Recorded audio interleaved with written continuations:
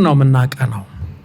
የመጀመሪያው ጥያቄ እዚህ ላይ እንደሚለው አንድ ጥያቄያችን የሉቃስ ወንጌል ምዕራፍ 22 ከቁጥር 31 ላይ ያለውን እንዲህ ብሎ ያነብልናል። ኢየሱስ ክርስቶስ ነው የሚናገረው። ቃሉን አዳምጡኝ። ስምዖን ስምዖን ሆይ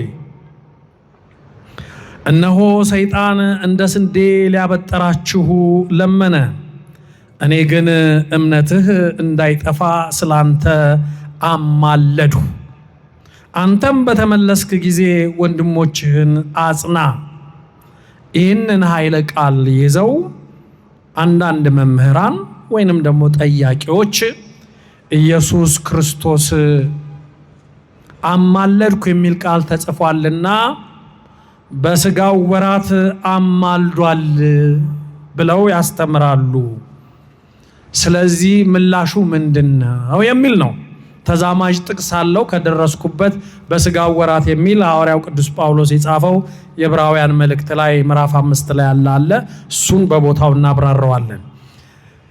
አማለድኩ ይላል ኢየሱስ ክርስቶስ በዚህ ኃይለ ቃል ላይ ምን ለማለት ፈልጎ ነው? ስምዖን ስምዖን የዮና ልጅ ስምዖን ሆይ ሰይጣን እንደ ስንዴ ሊያበጥራችሁ ለመነ። ሰይጣን ምን አደረገ? ሰይጣን ምን አደረገ? ለመነ። እኔ ግን እናንተ እምነታችሁ እንዳይጠፋ ስለ እናንተ አማለድኩ አለ። ግዕዙ ሰአልኩ ነው የሚለው ወይንም ደግሞ ጸለይኩ ነው የሚለው፣ ለመንኩ አይደለም። ግሪክኛውም ጸለይኩ ነው የሚለው። አማለድኩ የሚለው ቃል ከየት መጣ? በመሰረቱ ስላማለድኩ ስለሚለው ቃል የግሪክኛውንም የግዕዙንም ከዚህ በፊት ተነጋግረናል። እሱን እመጣበታለሁ። ሁለተኛ ጥያቄ ስላለ እመጣበታለሁ። ኢየሱስ ክርስቶስ በ80 አሐዱ መጽሐፍ ቅዱሳችን የግሪክኛውን ንባብ መሰረት አድርጎ በተተረጎመው መጽሐፍ ቅዱሳችን የግዕዙን ንባብ መሰረት አድርጎ በተተረጎመው መጽሐፍ ቅዱሳችን ላይ በዚህ በያዝኩት መጽሐፍ ቅዱስ ማለት ነው አማለድኩ የሚለው ቃል የለም። ቢኖርም ችግር ኖሮበት አይደለም። ሲፈታ አማለደ ማለት ፈረደ ማለት እንደሆነ ተነጋግረናል። ዛሬም ደግመዋለሁ። ግን የሚለው ግዕዙም ዕብራይስጡም የ80 አሐዱ መጽሐፍ ቅዱስም ጸለይኩ ነው የሚለው። እምነታችሁ እንዳይጠፋ ጸለይኩ። ኢየሱስ ክርስቶስ የጸለየውን ጸሎት እየነገራቸው ነው። ይሄ ገጸ ንባብ የሉቃስ ወንጌል ምዕራፍ 2 ምዕራፍ 22 ከቁጥር 31 ላይ አሁን የተጠቀሰው ገጸ ንባብ የማቴዎስ ወንጌል ምዕራፍ 16 ከቁጥር 21 ላይ ያለው ንባብ ጋር አንድ ነው። እዛ ላይ በግልጽ ተቀምጧል። ምን ተብሎ? ኢየሱስ ክርስቶስ ስለ ሕማሙ፣ ስለ ስቅለቱ፣ ስለ መሞቱ፣ ስለ መነሳቱ ሲናገር ጴጥሮስ ምን አለ? ጌታ ሆይ አይሁንብህ፣ ይሄ አይደረግብህ አለ። ጴጥሮስ ጀርባ ላይ ጆሮ ላይ የተቀመጠው ማን ነው?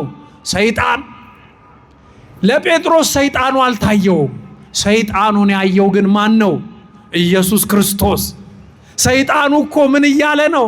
በጴጥሮስ፣ በያዕቆብ፣ በዮሐንስ ልቦና ውስጥ እሱ እኮ ኢየሱስ አይደለም፣ መሲሁ አይደለም እኮ፣ የዓለም አዳኝ እኮ አይደለም እያለ ሰይጣን ሹክ እያላቸው ነው። እሺ ማን ነው ብለው ሲጠይቁ ከነቢያት አንዱ ነው፣ ሙሴ ነው፣ ኤልያስ ነው፣ ኤርምያስ ነው አላሉ ብለዋል። እንደ ስንዴ ሊያበጥራቸው የሚለው ይሄንን የተሳሳተ የሃይማኖት ሕጸጽ፣ የእምነት ሕጸጽ ሰይጣን ሹክ ብሏቸዋል። ለነሱ በፍላጎታቸው ክርስቶስ ፊት ግን ሰይጣን ተንበርክኮ አረ ጴጥሮስ እኮ ሙሴ ነው እያለ ነው፣ አረ እኮ ዮሐንስ እኮ ኤልያስ ነው እያለ ነው፣ አረ ያዕቆብ እኮ ከነቢያቱ አንዱ ነው እያለ ነው፣ እምነት የላቸውም ባንተ ብሎ ሰይጣን እየሰገደ ነው የለመነው። እናንተ እንዴት ክፉ ነው ሰይጣን! ከሰማይ ቤት እኮ የተባረረው አልሰግድም ብሎ ነው። እኛን ለመክሰስ ግን ይሰግዳል። አምኖ አይደለም እኮ እግዚአብሔር ኃያል ነው፣ አምላክ ነው፣ አምልኮ ይገባዋል ብሎ አምኖ አይደለም። ሰይጣን ግን እየሰገደ ምን ሆነ?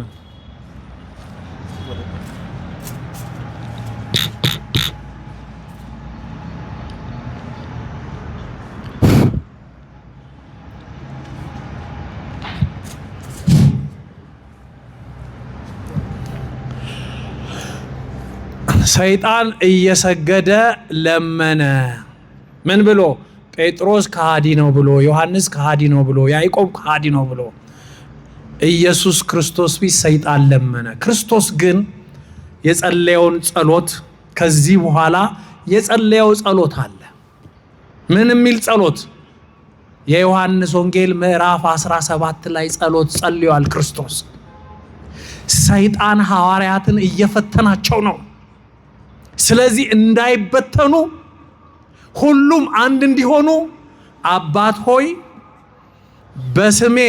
በስምህ የሰጠኸኝን እነዚህን ሐዋርያትን ጠብቃቸው፣ እኛ አንድ እንደሆንን እነርሱ አንድ እንዲሆኑ በስምህ ጠብቃቸው። ስለዚህ ሰይጣን ሊበትናቸው ነው፣ ስለ ክርስቶስ ማንነት የተለያየ ነገር በመናገር።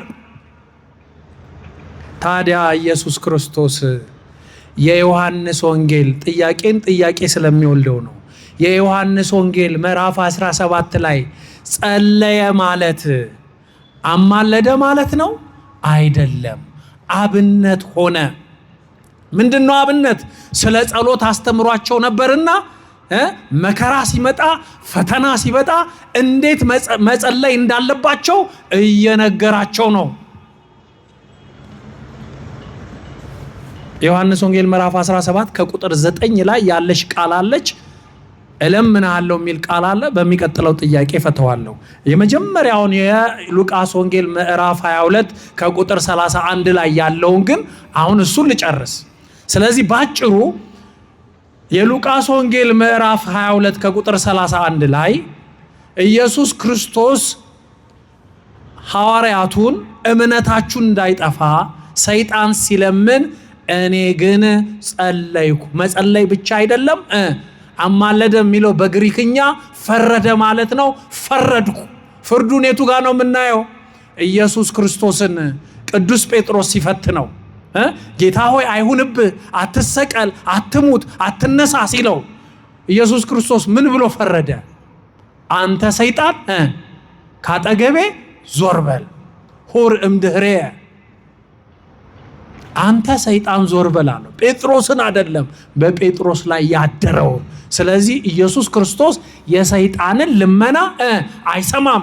እርሱ ግን ስለ ሐዋርያቱ ጸሎት አደረገ። እነሱ እንዴት መጸለይ እንዳለባቸው ሲነግራቸው ጸለየ። ጸሎቱንም የሚሰማው ራሱ ነው።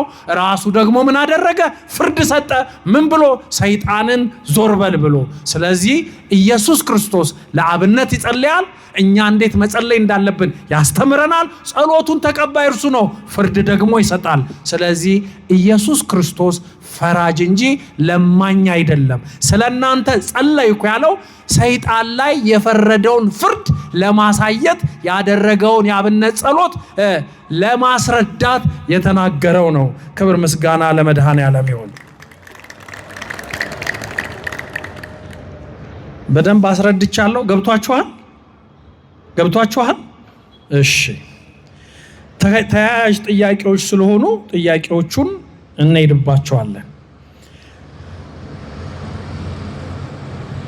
እሺ፣ ሁለተኛው ጥያቄ እዛው ላይ አሁን የነገርኳችሁ የኢየሱስ ክርስቶስ የጸለየው ጸሎት ላይ የዮሐንስ ወንጌል ምዕራፍ 17 ላይ ከቁጥር 9 ላይ ክርስቶስ ሲጸልይ እንዲህ ይላል፣ እኔ ስለነዚህ እለምናለሁ፣ ስለ ዓለም አልለምንም፣ ስለሰጠኝ እንጂ ያንተ ናቸውና እጠብቃቸዋለሁ ይላል። ቃሉ ስለነዚህ እለምናለሁ ይላል። ኢየሱስ ክርስቶስ የጸለየው ጸሎት ላይ ነው። ምን ማለት ነው? ስለነዚህ እለምናለሁ ማለት እነርሱ አንድ እንዲሆኑ በስምህ ጠብቃቸው፣ እኔ ደግሞ ስለነዚህ እለምናለሁ። ምን ማለት ነው? ይሄንን ለምን ተናገረው? ይሄንን ጸሎት ሲጸልይ ኢየሱስ ክርስቶስ ይሄንን ጠቅሰው ሰዎች ኢየሱስ ይለምናል ስለሚሉ ነው። አሁን ይሄንን መመልስላችሁ። ይሄንን ጸሎት ሲጸልይ ኢየሱስ ክርስቶስ 12ቱ ሐዋርያት አሉ። ስለ እነርሱ ነው የጸለየው። ሰይጣን እንደ ስንዴ ሊያበጥራቸው ለተነሱት ስለነሱ ነው። ይሄንን ቃል የተናገረው ለምንድን ነው? ትንቢቱ ይፈጸም ዘንድ። ምኑ ይፈጸም ዘንድ? ትንቢቱ ይፈጸም ዘንድ። ምን የሚል ትንቢት? መዝሙረ ዳዊት መዝሙር 2 ላይ ምን ይላል? እግዚአብሔር ይቤለኒ ወልደ አንተ ወአነ ዮም ወለድኩከ የሚለው ላይ ምን ይላል? ሰአል እምኔየ እሁበከ አሕዛበ ለርስትከ ይላል። ምን ማለት ነው? እግዚአብሔር አንተ ልጄ ነህ ይለኛል፣ ዛሬ ወለድኩ ይለኛል። ለምን? አሕዛብን አንድ አድርጌ እሰጥሃለሁ። ይሄ የትንቢት ፍጻሜ ምልክት መሲሁ የሚጸልየው ጸሎት ነው ተብሎ ዳዊት አስቀድሞ ጸሎቱን ጸልዮታል። ኢየሱስ ክርስቶስ መዝሙረ ዳዊት መዝሙር 2ን ሲተረጉም ነው። መዝሙር 2ን ሲተረጉም መዝሙር 2 ላይ የመዝሙር 2 ርዕስ ትንቢት በእንተ ክርስቶስ ይላል። ክርስቶስ ሲወለድ፣ ክርስቶስ በስጋ ሲገለጥ፣ በስጋ ተገልጦ ጸሎትን ሲያስተምር፣ እንዴት መጸለይ እንዳለበት ሲያስተምር የሚናገረው ጸሎት ሰአልም ይላል። ለምን ተብሏል? መለመኑ ለማኝ መሆኑን ለመግለጽ አይደለም። ያ የመጣው መሲህ ልመና እንዴት እንደሆነ የሚያስተምር አስተማሪ አብነት መሆኑን ለማስረዳት ትንቢት ተናገረ። እኔ ነኝ መሲህ የተባልኩት፣ እኔ ነኝ በስጋ የተገለጥኩት፣ እኔ ነኝ ከድንግል የተወለድኩት እግዚአብሔር፣ በስጋ ግን ተገልጬ ለአብነት እንዴት መለመን እንዳለባችሁ የማስተምረው ትንቢተ መዝሙረ ዳዊት ላይ ያለውን ትንቢት የምፈጽመው እኔ ነኝ ብሎ ሲያስተምራቸው የነቢያት ትንቢት መሆኑን ሲገልጽላቸው ነው እለምናለሁ ያለው እንጂ ኢየሱስ ክርስቶስ አይለምንም። እርሱ ፈራጅ ነው። ክብር ምስጋና ለመድኃኔዓለም ይሁን። እሺ አሁን ስንተኛ ጥያቄ ነው? አሁን ስንት? 3 ነው አይደል? እሺ የማቴዎስ ወንጌል ምዕራፍ 24 ከቁጥር 36 ላይ እንዲህ ይላል፣ ስለዚያች ቀንና ስለዚያች ሰዓት ግን ከአባት ብቻ በቀር የሰማይ መላእክትም ቢሆኑ ልጅም ቢሆን የሚያውቅ የለም ይላል። ይህ ቃል ልጅም ቢሆን ያለው ወልድን ስለሆነ ኢየሱስ ክርስቶስን ስለሆነ እንዴት ከመላእክት ጋር አለማወቅ ውስጥ ተካተተ? አንድ ሆነ? ከአብ ያንሳል ማለት ነው በእውቀት? እንዴት ዳግመኛ የሚመጣበትን ዕለትና ሰዓት እንዴት አያውቅም? ወልድ አላዋቂ ነው ማለት ነው። አላዋቂነት ደግሞ ፍጡር ያሰኛል ብለው የሚጠይቁ ጥያቄዎች የሚያነሱት ጥያቄ ነው። በመጀመሪያ ስለዚያሽ መልስ ስንመልስ ስለዚያሽ ቀንና ስለዚያሽ ሰዓት ግን ከአባት ብቻ በቀር የሰማይ መላእክትም ቢሆኑ ልጅም ቢሆን የሚያውቅ የለም ብሎ የተናገረው ማን ነው? ይህንን ቃል ይህንን ራሱ የተናገረው ማን ነው? ኢየሱስ ክርስቶስ እኮ ነው የተናገረው ለሐዋርያቱ ስለ ዳግመኛ መምጣቱ፣ መቼ እንደሚመጣ ልዩ ልዩ ምልክትን ከነገራቸው በኋላ ስለ አብ አዋቂነት፣ ስለ መላእክት አለማወቅ፣ ስለ ልጅም አለማወቅ አውቆ እኮ ነው የተናገረው። በመጀመሪያ ንግግሩ ራሱ አዋቂነቱን የሚገልጽ እንጂ አላዋቂነቱን እኮ የሚገልጽ አይደለም። የአብን አዋቂነት ያወቀው ማን ነው? ኢየሱስ። የመላእክትን ኢየሱስ ክርስቶስ ዳግመኛ አለመምጣቱን ማን ነው? ዳግመኛ ሲመጣ ሰዓቱ አለማወቃቸውን ስለ መላእክት አለማወቅ ያስተማረ ማን ነው? ኢየሱስ። ምን ስለሆነ? አዋቂ ስለሆነ። እሺ ልጅም ቢሆን አያውቅም ያለው ማን ነው? ኢየሱስ። ልጅ ያለው ማንን ነው? ራሱን አይደለም። የመጀመሪያው መልስ አይደለም። ልጅ ያለው አዳምን ነው። ደቂቃ አዳምን ነው። የአዳም ልጆችን ነው። አዳም እኮ የእግዚአብሔር ልጅ ተብሎ ይጠራል። የሉቃስ ወንጌል ምዕራፍ 3 ከቁጥር 23 ላይ ከቁጥር 28 ላይ የእግዚአብሔር ልጅ አዳም፣ የአዳም ልጅ ሴት እያለ እኮ ነው የክርስቶስ ልደት የሚነገረው፣ የትውልድ ሐረጉ የሚነገረው። ኢየሱስ ክርስቶስ እዚህ ጋር እየተናገረ ያለው ምን ማለት ነው?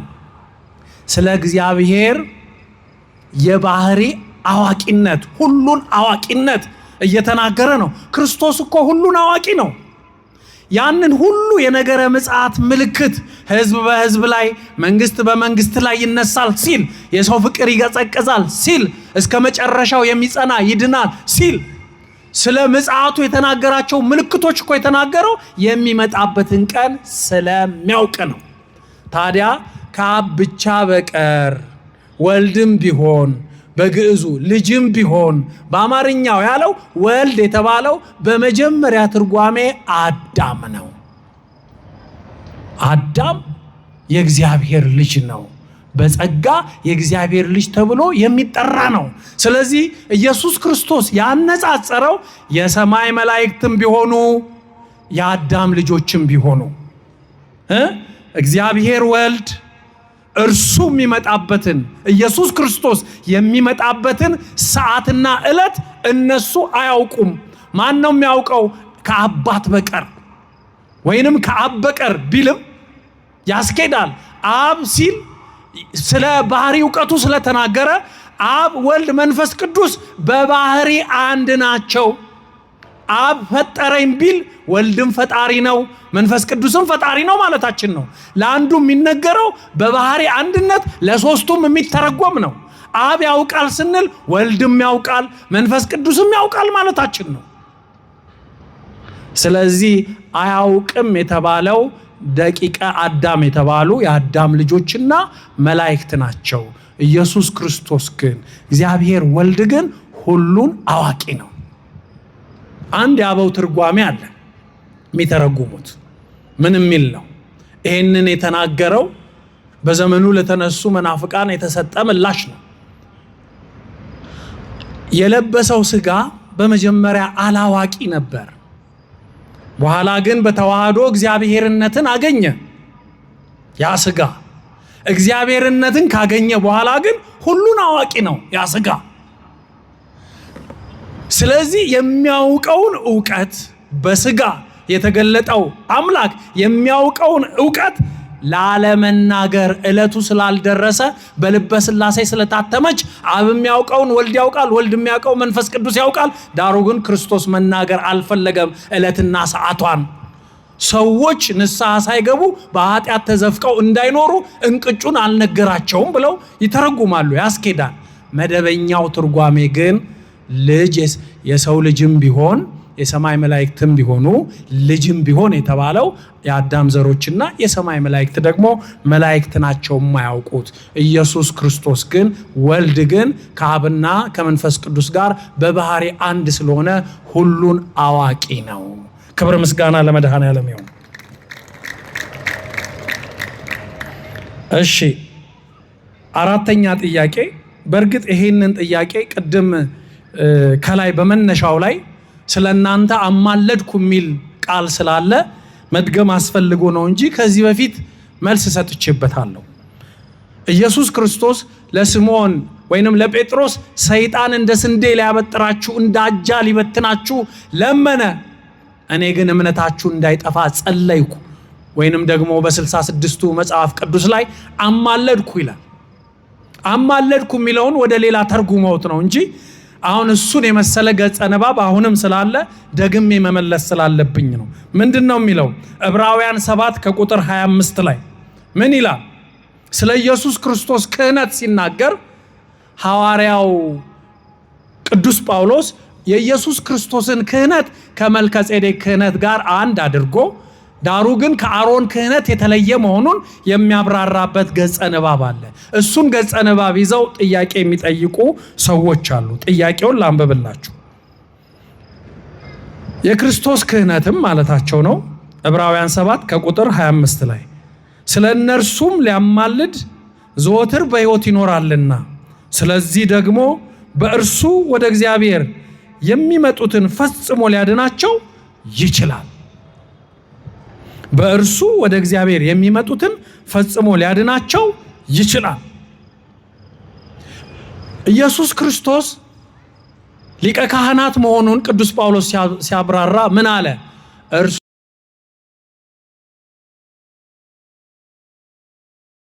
ማረበት በተሰቀለበት ዘመን ያሉ ሕዝብና ካህናት ቀርቶ በብሉይ ኪዳን የነበሩ ካህናት የአሮንን ዘሮች እና አብርሃምን ሳይቀር እንኳን አስነስቶ ከሲኦል አውጥቶ ገነት የሚያስገባ ክህነት አለው። ስለ እነርሱ እንኳን ሊያማልድ ዘወትር በሕይወት ይኖራልና ይላል። ሊያማልድ የሚለው ቃል ግዕዙ ምንድን ነው የሚለው? ይሄንን ይዘው ነው እንግዲህ ሊያማልድ የሚለውን ይዘው ነው ሰዎች ኢየሱስ ያማልዳል፣ ይለምናል፣ ስለኛ ያለቅሳል፣ ይንበረከካል የሚሉት። ሎቱ ስብሐት አይባልም። እርሱ ፈጣሪ ነው፣ እርሱ እግዚአብሔር ነው፣ እርሱ ያለማዳኝ ነው፣ እርሱ ፈራጅ ነው። ታዲያ ምን ማለት ነው? ስለ እነርሱ ሊያማልድ በሕይወት ይኖራልና ሲል ቋንቋው ምንድን ነው? አሁን እስቲ የመጽሐፍ ቅዱስ ቋንቋ ነው ማወቅ ያለብን እንጂ የቀበሌውን ቋንቋ አይደለም። ግዕዙ ምን ይላል? ስለ እነርሱ ሊያማልድ የሚለው ኢንቱጋኖ ይላል። ማን ነው? ግሪኩ። ይቅርታ፣ ግሪኩ ምን ይላል? ኢንቱጋኖ ይላል። ምን ማለት ነው? አቅርቦ ፍትህ መስጠት ማለት ነው። ፍርድ መስጠት ማለት ነው። እሺ ግዕዙ ምን ይላል? ግዕዙ ወይ ተነብል ሎሙ። ተንበለ ምንድን ነው? በግዕዝ ለመነም ሊሆን ይችላል። እዚህ ጋር ግን የተጠቀሰው ተንበለ የሚለው በግዕዙም ቢሆን የግሪክኛውን ኢንቱጋኖን የሚለውን ፍቺ ይዞ ነው። ተንበለ ማለት ፈረደ ማለት ነው። እንዴት ነው የሚፈርደው? ለምሳሌ መዝሙር 68 ከቁጥር 31 ላይ ምን ይላል? ኢትዮጵያ ታበጽእ እደዊሃ ሀበ እግዚአብሔር ይምጽኡ ተናብልትም ግብጽ የሚል ንባብ አለ። ኢትዮጵያ እጆቿን ወደ እግዚአብሔር ትዘረጋለች። ይምጽኡ ተናብልትም ግብጽ። ተናብልት የሚለው ቃል እኮ ተንበለ ከሚለው ቃል የወጣ ነው። ፈራጆች፣ ልዑላን፣ ነገስታት፣ ኃያላን ደግሞ ከግብጽ ይመጣሉ ነው የሚለው ሲፈታ። ስለዚህ ተንበለ የሚለው በቆሙ ለመነ ማለት አይደለም፣ ፈረደ ማለት ነው። ፍርዱ ግን ምን ማለት ነው? ጠርቶ አቅርቦ ይቅርታ ማድረግን፣ ይሄንን ሂደት ይሄንን ፕሮሰስ የሚያሳይ ነው። ስለዚህ ግሪኩም ግዕዙም አማርኛችንም አርጅቶ ነው እንጂ አማለደ የሚለው ቃል አሁን በዘመኑ እንዳለው ፍቺ አይደለም። ፍቺው ድሮ የነበረው ፍቺ አሁን ስለተበላሸ ግን አማለደ የሚለው ቃል በእኛ በሰማንያ አሐዱ መጽሐፍ ቅዱስ ላይ ጨርሶ የለም፣ ራሱ ቃሉ የለም። አማለደ የሚለው ቃል አሁን ዕብራውያን ምዕራፍ 7 ከቁጥር 25 ላይ ቃሉ የለም። ቃሉ የመጣው ከየት ነው የመጣው? በማብራሪያ የመጣ ነው። ከየት? ከሮሜ 8:34 ጋር ተያይዞ የመጣ ቃል ነው። ትክክለኛው ግን የእርሱ ክህነት የእግዚአብሔር የሆኑትን ወደ እርሱ የቀረቡትን ወደ እርሱ ወደ እግዚአብሔር ኢየሱስ ክርስቶስን እግዚአብሔር ብሎ የቀረቡትን ሊያድናቸው ይችላል። የክርስቶስ ክህነት ምን ያደርጋል? ሊፈርድ ሊያድን ይችላል ማለት ነው። ክብር ምስጋና ለመድኃኔዓለም። ለምን መሰላችሁ? በመስቀል ላይ ተሰቅሎ አሁን ምነግራችሁ ገድል ላይ የተጻፈ እኮ አይደለም፣ ወንጌል ላይ የተጻፈ ነው። የማቴዎስ ወንጌል ምዕራፍ 27ን ስታነቡት ክርስቶስ እንደተሰቀለ መቃብራት ተከፈቱ ይላል። ሞተው የነበሩ ሰዎች ተነስተው ወደ ከተማ ገቡ ይላል አይልም? አላነበባችሁ? አያችሁ? ክህነቱ አይደለም በሲኦል ሊያስቀር ከመቃብር ፈንቅሎ ሕይወት የሚሰጥ ክህነት፣ ማዳን የሚችል ክህነት የእግዚአብሔር ክህነት ነው፣ የፍጡር ክህነት አይደለም። ኢየሱስ ክርስቶስ ሊቀ ካህናት ነው ስንል እግዚአብሔርነቱን አስቀርተን አይደለም። የእግዚአብሔር ደም፣ የእግዚአብሔር ክህነት፣ የእግዚአብሔር ፍርድ ማለታችን ነው። ክብር ምስጋና ለመድኃኔዓለም ይሁን። ስለዚህ በሕይወት ይኖራል የሚለው የክርስቶስ ክህነት፣ የአሮን ካህናት አንዱ ሲሞት ሌላው ይተካል። የክርስቶስ ክህነት ግን አንዱ ሲሞት ክህነት ተሽሮ ሌላው እስኪተካ የሚጠበቅ አይደለም። ለሐዋርያት እንዳላቸው እስከ ዓለም ፍጻሜ ድረስ ከእናንተ ጋር ነኝ ብሏልና ካህን ሊቀ ካህናት ኢየሱስ ክርስቶስ አሁን ባሉ የአዲስ ኪዳን ካህናት ላይ ሁሉ ምንድነው? አለቃቸው ነው። አለቃቸው ሲሆን ደግሞ ምንድነው? የሚያድን የሚፈውስ ክህነት አለው ማለታችን ነው። ሊያማልድ የሚለው ሊፈርድ ማለት ነው። አልገባችሁም ወይ? እሺ፣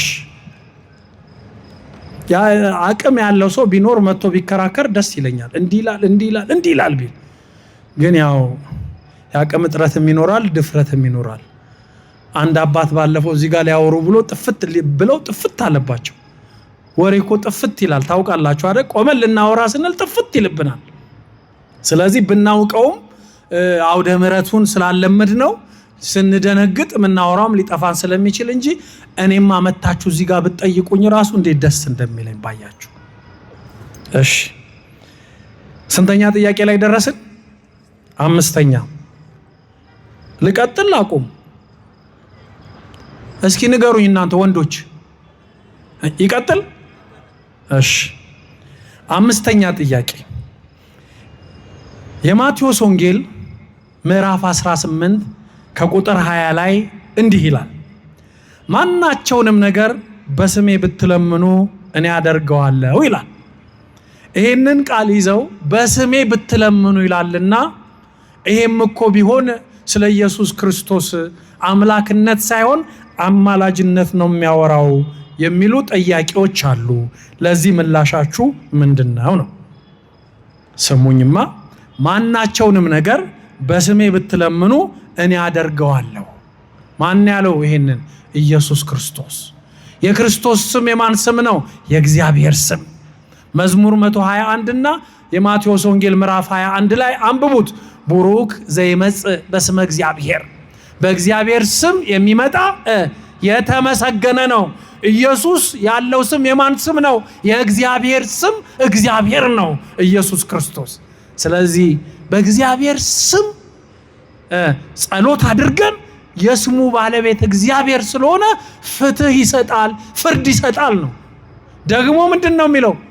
እንደው የተወሰነ ጉዳይ ብቻ አይደለም፣ ማናቸውንም ነገር በስሜ ብትለምኑ እኔ አደርገዋለሁ። እንኳን የኢየሱስ ክርስቶስ ስም እንደው ድሮ አይታችሁ ከሆነ በነገስታቱም ስም በእነ አፄ ኃይለ ሥላሴም ስም ዘራፍ፣ እኔ ጠቅላ አሽከር፣ አረባ ኃይለ ሥላሴ ይላሉ እኮ ሰዎች ለመዳን ሲሉ አይደለ እንዴ? አሽከር ሆነው አይደለም ጃንሆይ እንዳይቀየሟቸው እንጂ ባለስልጣኖች ናቸው። የሰፈራችን ሰው ደግሞ ጉልበት ያነሰው ድሮ ጉልበታም የነበረ ሕፃናቱን በጥፊ ሲቀጠቅጥ የነበረ በኋላ ጉልበት ሲያንሰው ድሮ በጥፊ ያለው ሕፃን ያድግና ደግሞ ያኛውን ሲያረጅ በጥፊ ይለዋል ሽማግሌውን በየሰፈሩ አይደል? ያ ጉልበተኛ ነኝ ያለ ሽማግሌ ልክ ሲያረጅ ምን ይላል?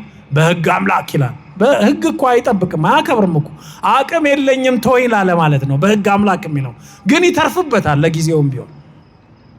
እንኳን የእግዚአብሔር ስም ምድራዊ ስርዓቶች ራሱ ከሆነ ነገር ይከላከላሉ።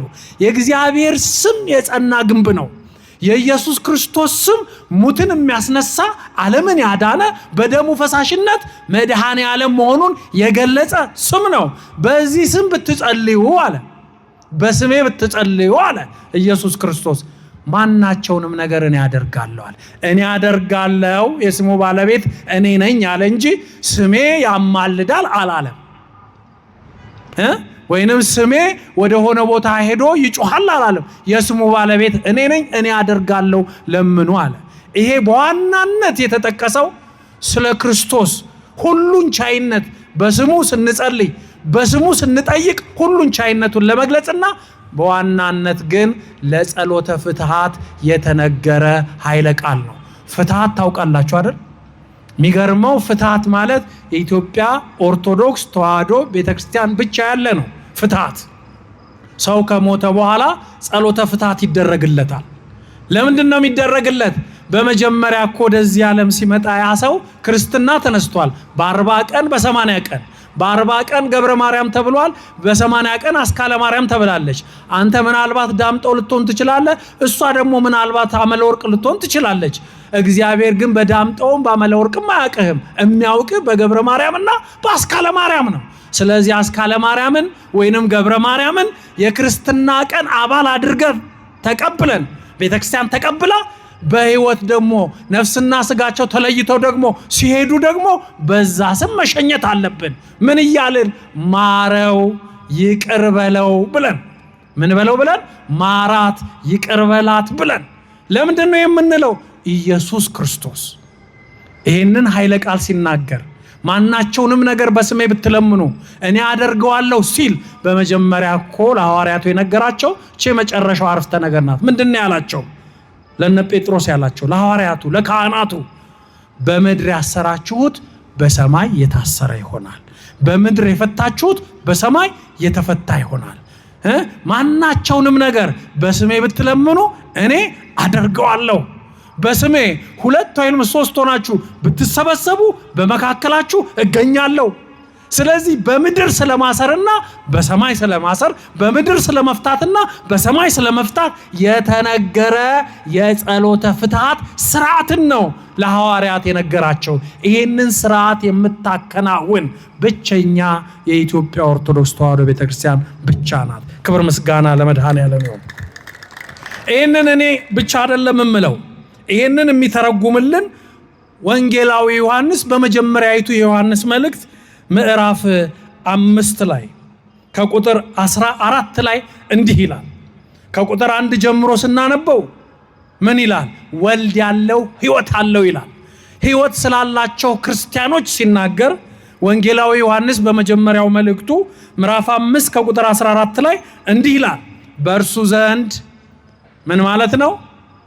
በኢየሱስ ክርስቶስ ዘንድ በእግዚአብሔር ወልድ ዘንድ ያለን ድፍረት ይሄ ነው አለ። ምን አለው ሲገልጸው ቃሉን? ድፍረት መተማመን ይሄ ነው። እሺ በስሙ አንዳች ብንለምን ይሰማናል። በስሙ ምን ብንለምን? አንዳች የፈለግነውን ብንለምን ይሰማናል። የሚገርመው ነገር ይሄንን እያለ ዮሐንስ መልእክት ምዕራፍ 5 ከቁጥር 14 ጀምራችሁ ስታነቡ በስሙ አንዳች ነገር ብንለምን ይሰማናል የሚለው 81ዱ መጽሐፍ ቅዱስ ላይ ነው ያለው። የማቴዎስ ወንጌልን ተርጉሞ ማለት ነው። ቅድም የተነሳውን ጥያቄ ምዕራፍ 18 ከቁጥር 18 ጀምሮ ያለውን ወይንም ከቁጥር 20 ላይ ማናቸውንም በስሜ ብትለምኑ እኔ አደርገዋለሁ የሚለውን ሲተረጉመው 81ዱ ወይንም የዮሐንስ መልእክት ሲተረጉመው ምዕራፍ 5 ከቁጥር 14 ላይ በስሜ ብትለምኑ ይላል። 66ቱ መጽሐፍ ቅዱስ ግን በስሜ የሚለውን አጥፍቶት ምንድነው የሚለው? እንደ ፈቃዱ ብትለምኑ ይላል። ፈቃዱ ያለው ምንድነው? የሚጣላው ነው አይደለም። እሱም በማቴዎስ ወንጌል ላይ እንዳዘዘው በስሜ ብትለምኑ ማናቸውንም ነገር አደርጋለሁ ብሎ እንዳዘዘው እንደፈቀደው ብትለምኑ እርሱ ልመናችሁን ይሰማል።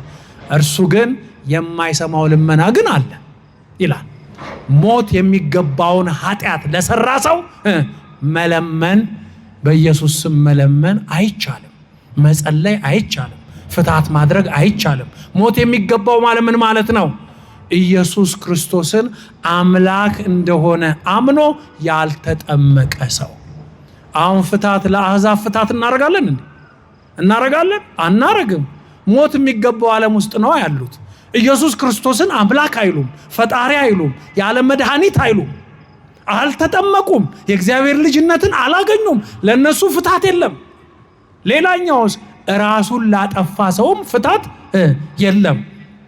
የዚህ ማስረጃችን ምንድን ነው?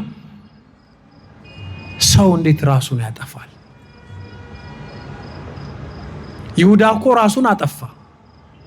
ኢየሱስ ክርስቶስን ሸጦ ንጹሕ ደም አፍስሶ። የማቴዎስ ወንጌል ምዕራፍ 27 ከቁጥር 3 ጀምራችሁ ስታነቡ ምን ይላል? ንጹሕ ደም በማፍሰሴ ተጸጸትኩ ይላል ይሁዳ። ተጸጸተ ይላል። ተጸጸተ የሚለው የእውነት ንስሐ ገብቶ እኮ አይደለም። እንደው እንደዚህ አልነበረም ማድረግ የነበረብኝ፣ ከሸጥኩት አይቀር በ30 ብርም አይደለም፣ ለምን በ100 ብር አልሸጥኩትም? ለምን በ200 ብር አልሸጥኩትም? ለምን ደግሞ ዛሬ ሸጥኩት? ለምን ሕፃን እያለ አልሸጥኩትም? ይሄንን እኮ ነው ተጸጸተ የሚለው ይሁዳ። ይሄ ጸጸት አይደለም። ነገር ተበላሸብኝ ብሎ ሌላ ዘዴ ፍለጋ ነው። ለዚህ ነው ይሁዳ ክርስቶስ ሳይሰቀል እሱ ቀድሞ ታንቆ፣ ይሁዳ ታንቆ ሲኦል ገብቶ ክርስቶስ ከተሰቀለ በኋላ ሲሞት በአካለ ነፍስ ሄዶ ከሲኦል እንዲያወጣው ቀድሞ ሄዶ ዛፍ ላይ ተሰቀለ፣ ተንጠለጠለ፣ ታነቀ ይሁዳ። የሱን ግን እኮ ዘዴ ተንኮል እግዚአብሔር አያውቅም እንዴ? ነፍሱ ከስጋው አልወጣለች። ክርስቶስ ተሰቅሎ ነፍሱ ከስጋው ተለይታ በአካለ ነፍስ ሲኦል ሲወርድ ይሁዳ የለም፣ ሌሎች ነፍሳት አሉ። የብሉይ ኪዳን ነፍሳት ሁሉንም ይዞ ክርስቶስ ወደ ገነት ወደ እሱ ቅፍ ወሰዳቸው። ከ40 ቀን በኋላ ግን ይሁዳ አንጀቱ ተዘርግፎ ሞተ። እንደታነቀ አልሞተም፣ ወድቆ ነው የሞተው። ያኔ ይሁዳ ሲኦል ሲሄድ ባዶ ነው። የሲኦል ሐዋርያ ሆኖ ቀረ ማለት ነው። እዛው ሲቃጠል ቀረ ማለት ነው።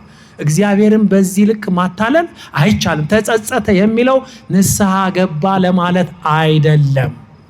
ተበላሸብኝ፣ ተንኮሌ ተነቃብኝ ለማለት ነው። ይሄንንም እግዚአብሔር አውቆ ቀጣው ይሁዳን። ስለዚህ እኛ ለሞተ ሰው፣ በአካል ለተለየን ሰው ጸሎት ስናደርግ፣ ፍታት ስናደርግ፣ ማረው ስንል ለአማኝ እንጂ ለኢአማኒ አይደለም። ራሱንም ላጠፋ በቤተ ክርስቲያን ስርዓት በይሁዳ አንጻር ስለሚታይ ጸሎተ ፍታት አይደረግለትም። ለዚህ ማስረጃው ምንድን ነው? በዛውም እኮ እዚህ ጋር እየመለስኩላችሁ ያለሁት ፍታት አያስፈልግም ለሚሉት ሰዎች ነው። ማናቸውንም ነገር በስሜ ብትለምኑ እኔ ያደርገዋለሁ ብሏል። አዎ ኢየሱስ ክርስቶስ ያደርገዋል። ያደረገውን ማስረጃ ከመጽሐፍ ቅዱስ እንይ። ኦሪት ዘዳግም ምዕራፍ 33 ከቁጥር 6 ላይ እስራኤላውያን 430 ዘመን በግብፅ ባርነት ሲቆዩ አንድ ችግር ገጠማቸው። ከግብፅ እየወጡ እያለ ሙሴ 12ቱንም ነገደ እስራኤል የያዕቆብ ልጆችን አጽም ተሸክሞ ሲወጣ አንዱ አጽም ግን ችግር ገጠመው። የሮቤል አጽም። ሮቤል የመጀመሪያው ልጅ ነው። ከነገደ እስራኤል የመጀመሪያው ልጅ ነው። ሮቤል ግን የእንጀራ እናቱን የደፈረ ነው። የያዕቆብን ሚስት የደፈረ ነው። ኃጢአት የሰራ ነው። ታዲያ የነገደ እስራኤል አጽማቸው ሲቆፈር የሁሉም ነጭ ነው። የሮቤል ግን ጥቁር ነው። ይሄንን ያየ ሙሴ ምን አለ ሲጸልይ? ጥቁር አጽምማ ይዤ ወደ ምድረ ርስት አልሄድም፣ ከግብፅ አልወጣም። አቤቱ አምላኬ ሆይ ሮቤል አይሙትብኝ፣ ይዳንልኝ። እሱ ካልዳነ እኔ ይህንን አጽም ይዤ አልሄድም፣ የእሱን አጽም ተሸክሜ አልሄድም ብሎ ሙሴ ጸለየ። 40 ቀን ቢጸልይ ትንሽ የሮቤል አጽም ነጭ ሆነች። ይሄማ ተስፋ አለው ብሎ ሙሴ 7 ዓመት ጸለየ። ሙሴ ያኔ የሮቤል አጽም ከ7 ዓመት ጸሎት በኋላ ምን ሆነ? እንደ በረዶ ነጭ ሆነ። ክብር ምስጋና ለመድኃኔዓለም ይሁን። አያችሁ፣ ኃጢአታችን አጽማችን ላይ ይታወቃል እኮ፣ ጽድቃችንም አጽማችን ላይ ይታወቃል። የኤልሳ አጽም እኮ ሙት አስነስቷል። ለምን? ጽድቁ ከአጽሙ ጋር ስለነበረ ነው። ለዚህ ነው ቤተ ክርስቲያን ለሞቱ ለአባቶቻችን ነፍስና ስጋቸው ለተለዩ ለቀደሙ አባቶቻችን እኮ ፍትሐት የምናረገው አጽማቸው እንዲነጻ፣ ሳያውቁ የበደሉት ነገር እንዳለ እግዚአብሔር ይቅር እንዲላቸው ነው። ይህንን ደግሞ ያዘዘን ማን ነው?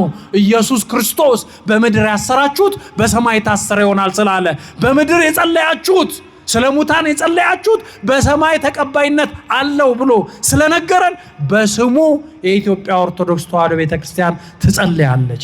ስለዚህ ክብር ምስጋና ለመድኃኔዓለም ይሁን። ተመሳሳይ ማስረጃ ሁለተኛ ጢሞቴዎስ ምዕራፍ 1 ከቁጥር 16 ላይ የሐዋርያው የቅዱስ ጳውሎስ መልእክት ወደ ቲቶ ወደ ደቀ መዝሙሩ ቲቶ የጻፈው ምዕራፍ 2 ከቁጥር 4 ላይም አንድ ሄኒሲፎሮስ የሚባል የቅዱስ ጳውሎስ ወዳጅ ነበር። አማኝ፣ ለቅዱስ ጳውሎስ ጸሎት ቤት ያሰራ ወዳጁ ነበር። የሄኒሲፎሮስ ቤተሰቦች ግን ሁሉም በሞቱ ጊዜ ቅዱስ ጳውሎስ ሁል ጊዜ ስለሞቱት ስለ ሄኒሲፎሮስ ቤተሰቦች ይጸልይ ነበር። አምላክ ሆይ የሄኒሲፎሮስ ቤተሰቦችን ማርልኝ፣ ይቅርበልልኝ እያለ በኢየሱስ ክርስቶስ ስም፣ በእግዚአብሔር ስም፣ በስላሴ ስም ይጸልይ ነበር። ስለዚህ የዮሐንስ ወንጌል የማቴዎስ ወንጌል ምዕራፍ 18 ከቁጥር 20 ላይ ማናቸውንም ነገር በስሜ ብትለምኑ እኔ አደርገዋለሁ ማለት ስለ ኢየሱስ ክርስቶስ ሁሉን ቻይነትና ስለ ሞቱ ሰዎች ስለ ጸሎተ ፍትሐት የተነገረ እንጂ ስለ አማላጅነት የተነገረ አይደለም። ተመልሷል። እሺ፣ ወደ ቀጣዩ ጥያቄ እንጓዛለን።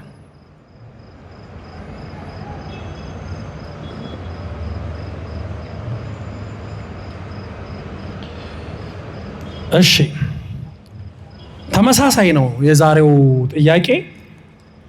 የዮሐንስ ወንጌል ምዕራፍ 14 ከቁጥር 16 ላይ ኢየሱስ ክርስቶስ እንዲህ አለ፣ ብትወዱኝስ እናታችን አንድ ጥያቄ ጠይቀዋል እና እስከ ዛሬ አልተመለሰላቸውም። ሌላ ጥያቄ አለው? እሺ በወረቀት መመርሳ እሺ በወረቀት ይጻፉና ይስጡት ለመምህር እመልሳለሁ።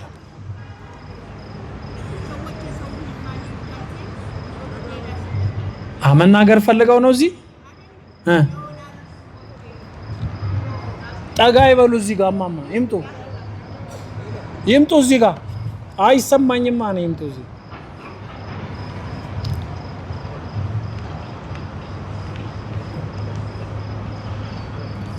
እሺ ይሄን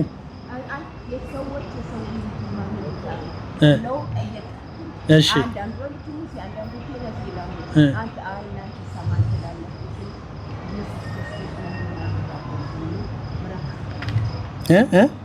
አንተ መጀመሪያ ይሆናል ይሄ ማን ትይታለህ? እሺ አለ። ሌሎች ሌላ ተናገሩ። እሺ ማን ተጣጣው ነው ሲያስተምሩ? እሺ አንተ ስጋና ደም አልገለጸም ክርስቶስ እንጂ ብሎ ተናግሮ ኢየሱስ ክርስቶስ አምላክ መሆኑን ገልጿል። ስለዚህ ይሄንን በደንብ አብራራ ነው የሚጠይቁኝ። እሺ አብራራ። እሺ እናቴ አብራራለሁ። እሺ አይ ጎበዝ ናቸው። ለእናንተ አይስ ብሬከር የሚባል አለ። አይ እንደው አይን ለመግለጥ ጠያቂ ለማነሳሳት ይሆናል። እሺ የዮሐንስ ወንጌል ምዕራፍ 14 ከቁጥር 16 ላይ እንዲህ ይላል፣ ብትወዱኝስ ትእዛዜን ጠብቁ። ምን ብትሉኝ? ብትወዱኝስ ትእዛዜን ጠብቁ። እኔም አብን እለምናለሁ ለዘላለም ከእናንተ ጋር እንዲኖር ሌላ አጽናኝ ይሰጣችኋል። እዚህ ላይ ብትወዱኝስ ትእዛዜን ጠብቁ ይላል። እኔ ደግሞ አብን እለምናለሁ ይላል። ስለዚህ አብ ደግሞ ሌላ አጽናኝ ከእናንተ ጋር እንዲኖር ይሰጣችኋል ይላል። እንዴት ኢየሱስ ክርስቶስ አብን እለምናለሁ ስላለ ይሄ በደረቁ የቆመን ነገር እናንተ ምን ብላችሁ ነው የምትፈቱት የሚል ጥያቄ ነው። ጥያቄው ከባድ ነው። አይከብድም? ይከብዳል። እኔ ግን አልፈታውም ይሄንን። እኔ ግን አልመልሰውም ይሄንን። ይሄንን የሚመልሰው ማን ነው? ራሱ ኢየሱስ ክርስቶስ።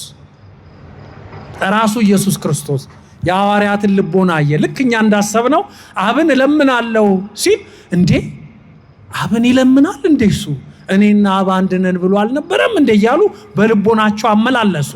እዚህ ላይ ግን ዋናው ርዕስ ብትወዱኝ ትእዛዜን ጠብቁ ነው። ዋናው ትእዛዝ ምንድን ነው? በሁለት ነው የሚከፈለው ትእዛዙ። አንደኛ ፍቅረ እግዚአብሔር ነው። ሁለተኛው ፍቅረ ቢጽ ነው። ፍቅረ እግዚአብሔር የተባለው አባታችንን እግዚአብሔርን ማምለክ ነው። ፍቅረ ቢጽ የተባለው ደግሞ ወንድማችንን ወይንም እህታችንን እንደ ራሳችን አድርገን መውደድ ነው። እናት አባትን ማክበር ነው። እየሰማችሁ ነው? በተለይ ፍቅረ ቢጽ የተመሰረተው አባትና እናትን ማክበር ላይ ነው። አባትህን እናትህን አክብር የሚለው ላይ ነው። በእርግጥ መተርጉማን ይለያያሉ። እዚህ ላይ ፍቅረ ቢጽ የተመሰረተው፣ ፍቅረ እግዚአብሔር የተመሰረተው ደግሞ ምን ላይ ነው? ኢታምልክ ባዕደ አምላከ ዘእንበሌ፣ ከኔ በቀር ሌላ አምላክ አታምልክ። ይሄ ሲሆን የእግዚአብሔርን ስም በከቶ አትጥራ፣ በዚህ ስር ነው። የሰንበትን ቀን ተቀድሰው ዘንድ አስብ፣ በዚህ ስር ነው። ሶስቱ ትእዛዛት ከእግዚአብሔር ጋር የሚያገናኙን ናቸው። ምን የሚለው? ከኔ በቀር ሌላ አምላክ አታምልክ፣ የሰንበትን ቀን ተቀድሰው ዘንድ አስብ። ሁለተኛውስ ማን ነው? ሶስተኛውስ? የአምላክህን ስም በከንቱ አትጥራ።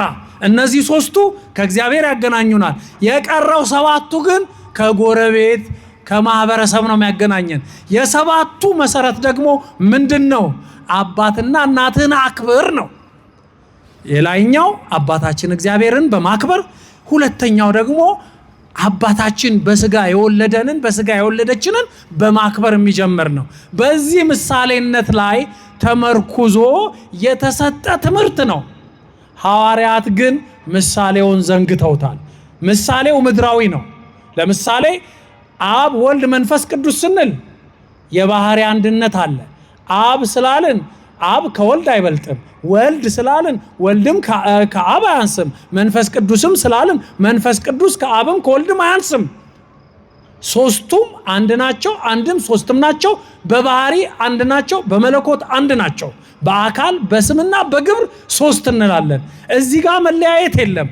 በምድራዊ ሰው ግን አብርሃም ይስሐቅ ስንል አብርሃም ይስሐቅን ያዘዋል አይደል? ይስሐቅ ደግሞ ልጁን ያዕቆብን ያዘዋል። አብ ወልድን አያዝም፣ ወልድ መንፈስ ቅዱስን አያዝም። ይሄ ማለት እኮ ምን ማለት ነው? ወልድ አብን አይለምንም፣ አብም ወልድን አይለምንም፣ መንፈስ ቅዱስም ወልድን አይለምንም። ማናቸውን አይለምኑም፣ የባህሪ አንድነት ስላለ። ኢየሱስ ክርስቶስ ግን እያስተማረ ያለው ምድራዊ አባትና እናትን ልጆችን ምሳሌ አድርጎ ነው። ስለዚህ ልጅ አባቱን እንደሚለምን በምሳሌ ነው። ቅዳሴ ማርያማችን ግን ይሄንን ምሳሌ ይሰርዘዋል። ምን ብሎ? ሰዎች እንዳይሰቱ አብርሃም ይስሐቅን እንደሚያዘው ይስሐቅም ያዕቆብን እንደሚያዘው አብ ወልድን አያዝም፣ ወልድም መንፈስ ቅዱስን አያዝም ይላል። እውነት ነው። ክርስቶስ ግን በምሳሌነት ትእዛዛቱን መነሻ አድርጎ ሲያስተምር አንድ ልጅ አባቱን እንደሚለምነው እኔ ተገልጫለሁ፣ ትንቢት ተፈጽሟል። ስለዚህ እኔ እንደመጣው እኔ ደግሞ ስለያችሁ ሌላ አጽናኝ ይመጣል። የሚመጣው አጽናኝ ልክ እኔ ከአብ እንደመጣው እርሱም ከአብ ነው የሚመጣው የሚለውን ትምህርት እያስተማራቸው አብን እለምናለሁ ሲል እለምናለሁ ማለቱ አይደለም። በምሳሌ እያስተማራቸው ነው። ምሳሌ መሆኑን የተናገርኩት እኔ አይደለሁም፣ ኢየሱስ ክርስቶስ ራሱ ነው። የዮሐንስ ወንጌል ምዕራፍ 16 ከቁጥር 16 ላይ የሚያነብልኝ ሰው ቢኖር እንደውም ደስ ይለኛል። የዮሐንስ ወንጌል ምዕራፍ 16 ከቁጥር 16 ላይ ጥያቄው 15 ከቁጥር 16 ላይ ነው ጥያቄው አይደለ? መልሱ ግን ክርስቶስ የመለሰበት ቦታ ግን ልቦናቸውን አውቆ የዮሐንስ ወንጌል ምዕራፍ 16 ከቁጥር 16 ላይ እኔ ግን አብን እለምናለሁ ስላችሁ ተሳስታችኋል፣ አብን የምለምን አይምሰላችሁ ብሎ አረማቸው። በምሳሌ ነው የነገርኳችሁ፣ ምድራዊ ስርዓትን ምሳሌ አድርጌ ነው የነገርኳችሁ። እኔ አብን አልለምንም፣ ከአብ ጋር አንድ ነኝ፣ እኔና አብ አንድ ነን ብሏል። ኢየሱስ ክርስቶስ። ስለዚህ ኢየሱስ ክርስቶስ ፈራጅ እንጂ ለማኝ አይደለም። ወስብሐት ለእግዚአብሔር ወለወላዲቱ ድንግል ወለመስቀሉ ክቡር አሜን።